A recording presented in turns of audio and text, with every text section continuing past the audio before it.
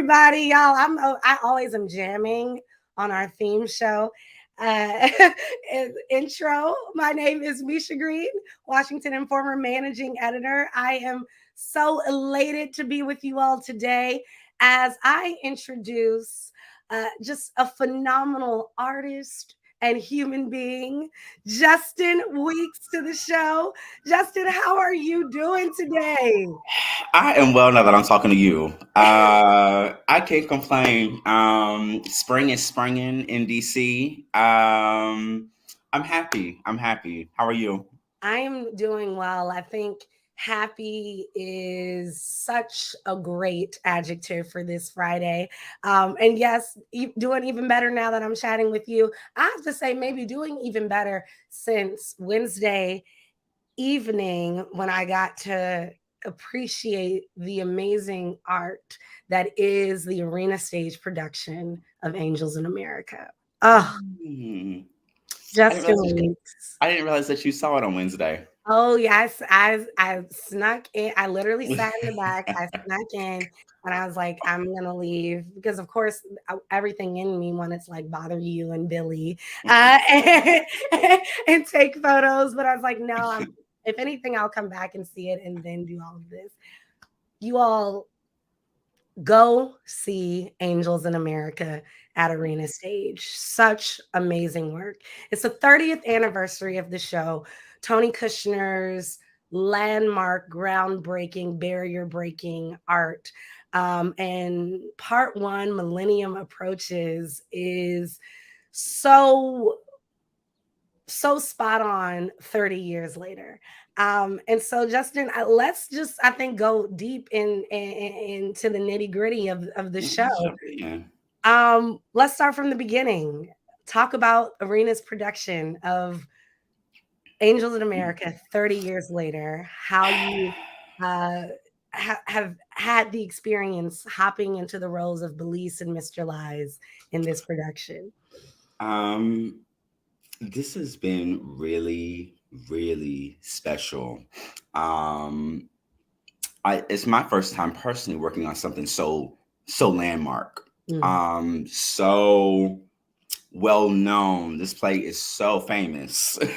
um, it's so studied. It's so celebrated. It's so revered. And so when I heard that Arena was doing Angels in America, I got very excited. And what excited me even more was that they have brought in Hungarian director Janusz Zatz to direct it. Now, I was not familiar with Janusz's work, but after meeting him in the audition, and even after our first few days of the rehearsal process, we knew that this was going to be something very special. The lens through which he tells stories, like you walk into the theater and you you very much get the sense that there's a like Eastern European eye on it, and I think that was really important. And added to the excitement for me about Angels was that I think as Americans, sometimes dealing with this play, we have a tendency to put it on a pedestal. We have a Yeah. tendency to because it's the theater and it's the gays and Yeah. and it's AIDS and this, that, and the third. But I think it's really unique having a non-American direct Angels in America. Yes. Specifically since we've been going through a pandemic and there hasn't been anything romantic about what we've been going through the past 3 years. And so to really put that kind of hard truth and lift this mirror up to American audiences, um, of about who we are. Um, it's enormously exciting. It, Yeah. no, everything you said is giving me chills because I haven't had the moment to sort of post-mortem it since seeing it, but that's spot on. It, uh, so guys, we are theater artists. Y'all know I'm a theater geek for all of our Washington Informer viewers. And as Justin said, if you have any background in theater, you've studied this show uh, from beginning to end, part two. I mean, just at like, seeing them film, I mean, everything. And I, obviously, it's a celebrated piece of work in the American canon. However, uh, to see it from a perspective that like almost made me question my view of the United States, my view of America, and how we must be perceived in so many ways by other people was very clear, Hmm. I mean, the work is so honest and so real, but in many, for me, I was very, I understood I was at a play, and Hmm. which I think was refreshing in many ways, but also like, oh my gosh, no, this is a, a commentary on our world and the world that we live in, and it ain't funny, and it ain't, Hmm. and it can be very messy, and there's so many. There were so many lines that I'm like, gosh, it hit like that 30 years ago, because Hmm. woohoo, you know. Somehow it feels more relevant today than it did when it was produced in 1991. It's incredible. Yeah, absolutely. Absolutely. Okay, so as we all know, I just shared my stream. I always say sharing is caring. That's my thing. So, guys, if you're watching, if you're tuning in, share this stream because y'all see we're having a good time talking. So there's so many topics in Angels in America that particularly I I think for the Black community is still considered taboo. For Mm. the United States, I think in general these are topics that people between AIDS and homosexuality and mental health, you know, people are getting woke a little bit, right, to these conversations, but not to generalize the beauty of our Black people, but these are conversations that many people still have a challenge talking about. And so we're Absolutely. asking folks to come to the theater to see this, Justin. How why is this important? How do we talk about these issues that are still very stigmatized in the theater and get our people to come along for the ride? Well, the thing about stigma is that it will is that it will kill you. You know, the thing about stigma is that, and the reason why stigma exists is that we hold things in the dark. We hold things behind closed doors, um, because for whatever reason we're not willing or ready to face whatever truth that thing is that we're hiding from may have to um, may have to tell us. Um, the one of the one of So we're doing a reading of Perestroika, which is the second play um, of Angels in America on Monday, and that play Awesome. begins with a couple questions, which is the question is, are we doomed? The question is, will we allow the past to release us?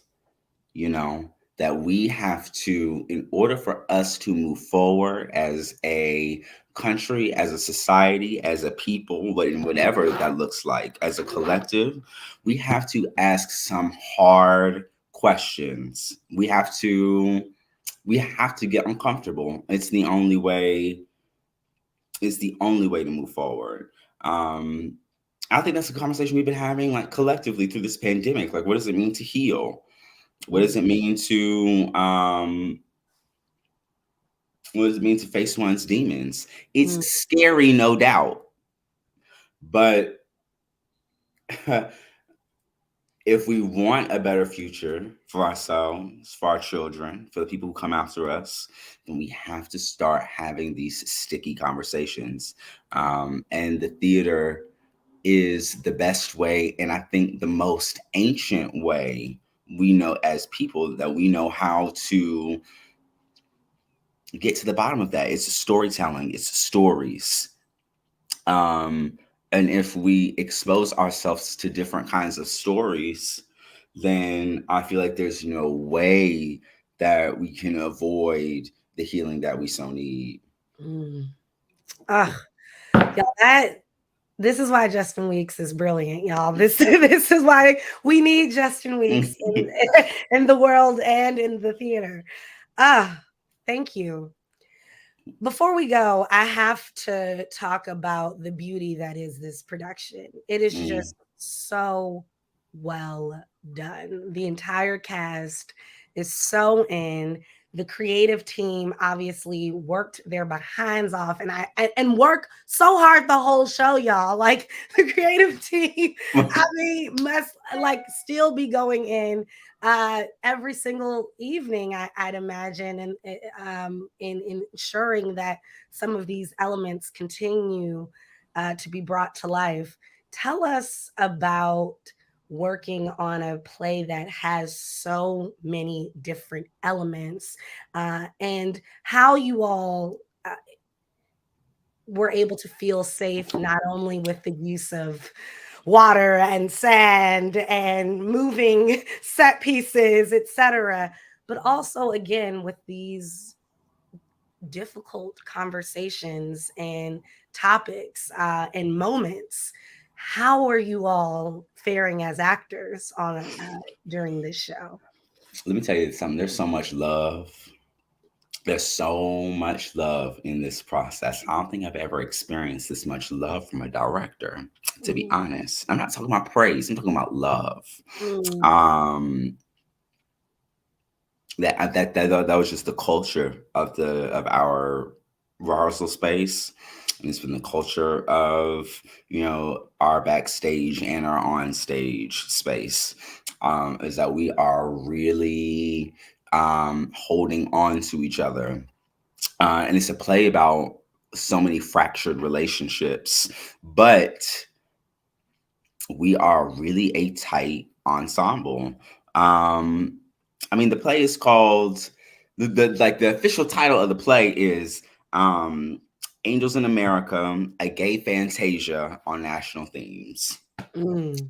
And my thing is that a lot of time you see Angels in America produced, and it's produced very realistically, except for the moments of magic. And there are many moments of magic in the Right. play, but this production, we have created a fantasia. Yes. It is a world of magic. It is a world of ritual. It is a world of um um fantastical ness. I don't know if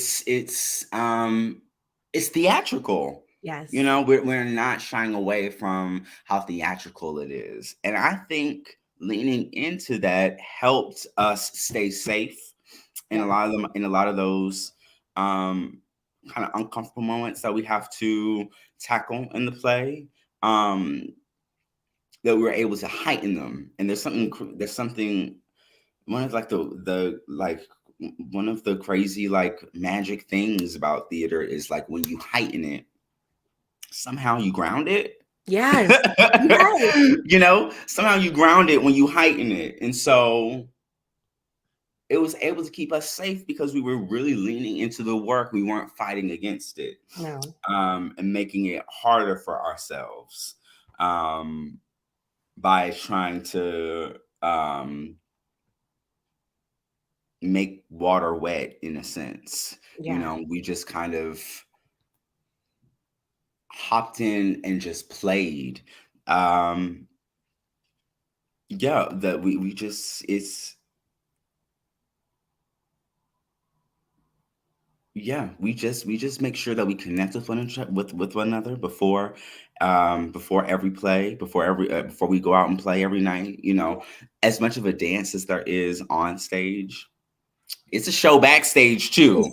Like for example, like Deborah Ann Wall, who plays Harper. Yes. Like we'll roll a set piece off together, and then I'll escort her to the water table, and like we'll have like a little water date. where Yeah. we like check in and do something like that. Or like Susan Rome, who plays the rabbi, and she plays uh, um, Hannah Pitt, and a few other characters. Before we walk on stage to do something, she always brings me 6 Skittles. So like we take care of each other in like different ways like that, like backstage, so that when we come on stage we can be present with one another, and we Yeah. know that we are safe, really giving ourselves to the work, because Tony has written a play where it's like it's impossible to phone it in. Yeah. You have to be present, and you have to give yourself to this work in order for it to translate to audiences. Well, you all give your everything.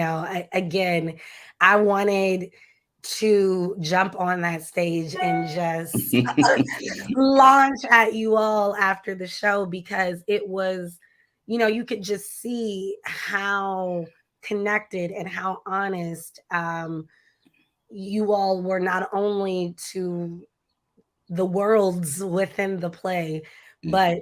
to the narratives, to the importance of the storytelling itself. I mean, just from beginning to end, so beautiful, so well done. Which I guess leads me to my final question, and I could talk to you all day about this, but that's fine. After the show closes, we can all go out Yes, and, we can. and I can bother and talk you all's ear off on all the questions I have. But why should people see this show? You all are working hard. It's the 30th anniversary of the play. It's an important, tons of important subjects. But why should people see it? Really? Hmm.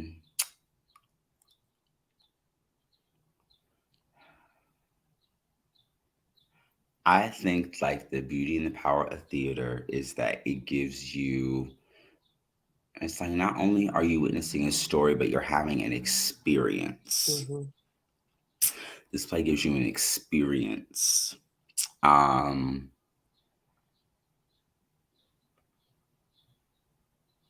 you've never seen. I promise you've never seen a production of this play like this before. It's an exciting night at the theater. Um, and also, I think like at this time, like as Americans right now, Mm, we're asking ourselves a lot of questions about what we owe to our country. mm, How do we move forward out of kind of an era of sickness? Um, what does it mean to move forward? How do we center love in all of it? Um,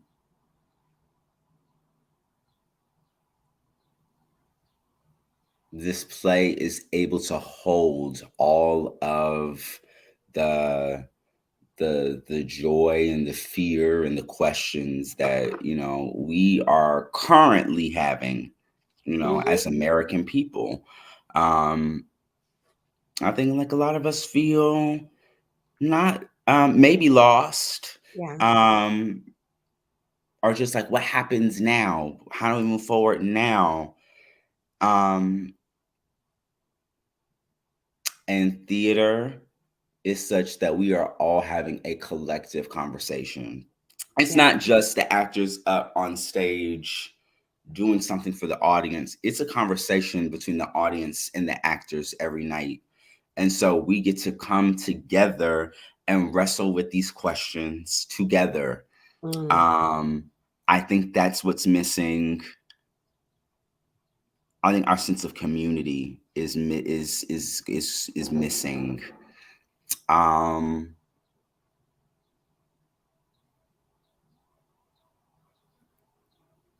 and so I think come to Angels in America to be a part of this community of love that we've built in the theater and in the room. Come to throw your hands up like this with us and say, we don't know, but we're going to walk in love anyway. And then Yeah. just come and see like 8 people play Yeah. and come play with us. That's why I say come see it. So well said. This is again why we need Justin Weeks, and why we need pieces like this, y'all. Um, y- y'all see me do a lot of interviews. I never am just still grappling with with the playbill. I mean, just wonderful work. Go see it. Thank you, Justin. Thank you to. I don't want to mess up your director's name, so say it for me one more time. Janusz Zatz. Janusz Zas, thank you so much for the bravery in creating such a fantastic piece that is so real. Y'all, you have until the 23rd to go see this amazing piece of theater. And so make sure you do.